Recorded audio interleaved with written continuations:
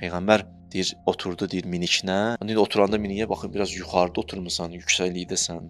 Mini də hərəkətə gəldi, mərkəb hərəkətə gəldi. Təkan verə-verə gedirdi. Təkan verə-verə Peyğəmbər qalxır, düşür. Deyir, Peyğəmbər başını saldı aşağı, başladı Allahın razı niyaz eləməyə. Dedi, İlahi Rəbbim, bu atın, bu miniyin, mərkəbin belə gedişi mənim təkəbbürlüyümdən qaynaqlanmır ha, onun təbiətindən qaynaqlanır. Allah bilir ha, amma özünə təlqin eləyir Peyğəmbər. İlahi Rəbbim, mən istəmirəm belə gedim. Bu belə gedir, bunun təbiəti belədir. Bəzi vaxtlar insan bir dənə maşında oturur, gözünə biraz bahalı maşında oturan kimi itirir özünü. Yanından bir dənə adi bir maşın keçəndə ona xeyir ola, mən ona yol verim. Məgər insan, onun içindəki insan Allah qatında dəyərli deyilmi? Sən dəmirdən, maşından dəyərlisən.